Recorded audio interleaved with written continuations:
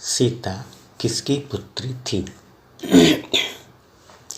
दशानन रावण तीनों लोकों पर न सिर्फ अधिकार प्राप्त करना चाहता था बल्कि अजर एवं अमर भी होना चाहता था। इसे प्राप्त करने के लिए घोर तपस्या की जरूरत थी। अतः वह तपस्या करने के लिए जंगल में चला गया।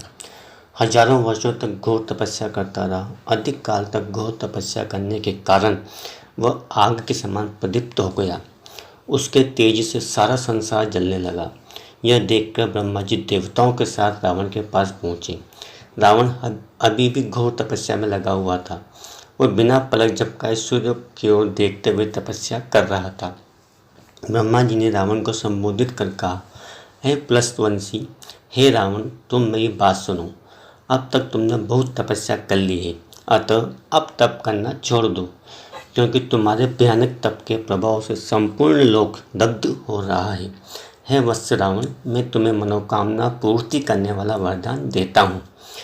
हे तपोधन, मेरे द्वारा तुम्हें अभिलषित वर की प्राप्ति होगी। ब्रह्मा जी की बात सुनकर रावण ने अपनी तपस्या भंग कर दी और प्रणाम कर कहा, प्रभु, यदि आप वर देना चाहते हैं तो मुझे अमर होने का वर दीजिए। ब्रह्मा जी ने रावण को समझाते हुए कहा, पुत्र, इस संसार में पूर्ण रूप से कोई भी प्राणी अमर नहीं हो सकता, अतः मैं तुम्हें अमरता का वरदान देने में असमर्थ हूँ। यह विधि विधान के प्रतिकूल होगा। तुम कोई अन्य वर मांग लो। तब रावण ने उनसे कहा, हे प्रभु, मुझे ऐसा वर दीजिए ताकि सुर, असुर, पिशाच, नाग, विद्याधर, किन्नर अथवा अप्सरा कोई भी मेरा वध न कर सके। इसके अतिरिक्त एक अन्य वर भी मांगता हूँ। जब मैं मोह के वशीभूत होकर अपनी ही कन्या से प्रार्थना करूँ और वह उसे अस्वीकार कर दे, तभी मेरी मृत्यु हो। रावण के मुख से यह सुनकर ब्रह्मा जी ने तथास्तु कहा और देवताओं सहित वहाँ से अंतर्धान हो गए। रावण ने मनुष्यों द्वारा न मारे जाने का वर नहीं मांगा, क्योंकि वह मनुष्यों को तिनके की भांति समझता था। ब्रह्मा जी से वरदान प्राप्त कर रावण घमंड से भर गया। उसने तीनों लोकों पर विजय के लिए अभियान छेड़ दिया और शीघ्र ही उन पर विजय प्राप्त कर ली। एक दिन वह घूमते घूमते दंडकारण्य गया। वहाँ हजारों ऋषि मुनि रहते थे और तपस्या करते थे। उन्हें देखकर रावण विचार करने लगा कि इन तपस्वी ऋषि मुनियों पर बिना विजय प्राप्त किए बिना त्रिलोक पर विजय प्राप्त कैसे हो सकती है, लेकिन इनका वध करने में भी किसी प्रकार का कोई श्रेय नहीं दिखाई देता। इस प्रकार विचार कर अंत में रावण ने सभी ऋषि मुनियों से कहा, हे द्विजरों, मैं समस्त विश्व का विजेता और सभी का शासक हूँ। मैं आपको जीतने की इच्छा कर रहा हूँ, अतः आप लोग मुझे विजय का आशीर्वाद दीजिए। इतना कहने के बाद रावण ने बाण के अग्रभाग को बलपूर्वक उन ऋषियों के शरीरों में चुभा चुभा कर बहुत सा रक्त निकाल कर एक कलश में भर लिया। उन ऋषियों में गतसमत नामक एक ऋषि भी था, जो 100 पुत्रों का पिता था। उसे एक पुत्री की बड़ी ही लालसा थी। अतः उस ऋषि ने अपनी पत्नी सहित भगवान से पुत्री देने की प्रार्थना की कि लक्ष्मी जी मेरी कन्या के रूप में उत्पन्न हो। इस प्रकार की आकांक्षा के साथ उसने दूत को अभिमंत्रित किया और उसे कुश के अग्रभाग से एक कलश में रख दिया। इसके बाद वह वन में तपस्या हेतु चला गया। संयोग से रावण भी उसी दिन वहाँ आया और उसी कलश में ऋषियों का रक्त भर कर तथा उसे साथ लेकर लंका चला गया। राजमहल में पहुंचकर उसने अपनी पत्नी मंदोदरी से कहा, प्रिय, इस कलश में विषैला रक्त भरा है, अतः तुम इसकी रक्षा करो। मैंने मुनियों पर विजय प्राप्त करने हेतु उनसे रक्त लेकर इस कलश में भर दिया है।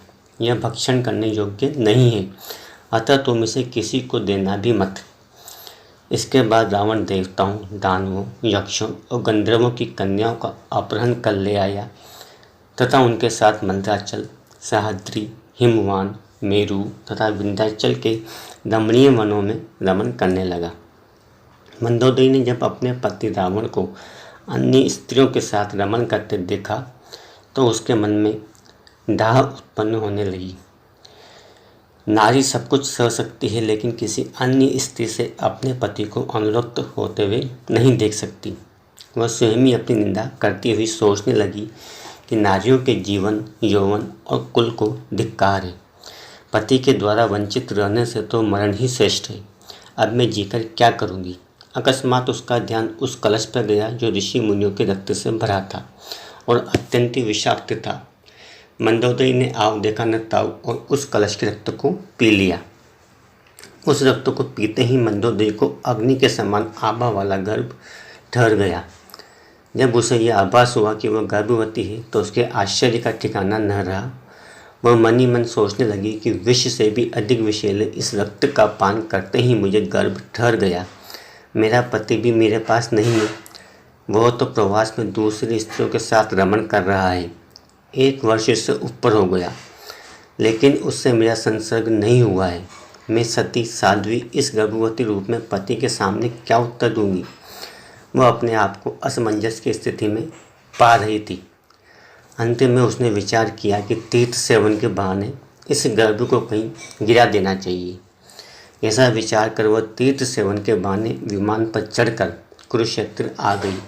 वहाँ उसने अपने गर्भ को निकालकर भूमि में गाड़ दिया। इसके बाद उसने सरस्वती नदी में स्नान किया और लंका वापस लौट आई। कुछ काल बीतने के उपरांत राज ऋषि जनक कुरुक्षेत्र गए और उन्होंने उस जंगल में एक यज्ञ का अनुष्ठान किया। उन्होंने सोने के हल से यज्ञ भूमि को खोदा। हल की नोक द्वारा खोदी हुई भूमि से एक कन्या उत्पन्न हुई। कन्या के भूमि से निकलते ही उस पर फूलों की वर्षा होने लगी। यह देख राजा जनक आश्चर्य में पड़ गए। तभी आकाशवाणी हुई, हे राजन, इस महाप्रभामयी कन्या को तुम ले लो और पुत्री के समान इसका लालन पालन करो। सूर्य के समान दीप्ति वाली इस कन्या से तुम्हारे घर में बहुत बड़ा कार्य संपन्न होगा। इस कन्या के द्वारा विश्व का परम मंगल होगा। अब तुम अपने यज्ञ के कार्य संपादन में लगो, इसे विघ्न मत समझो। हल की रेखा शीश से निकलने के कारण इस कन्या का नाम सीता होगा।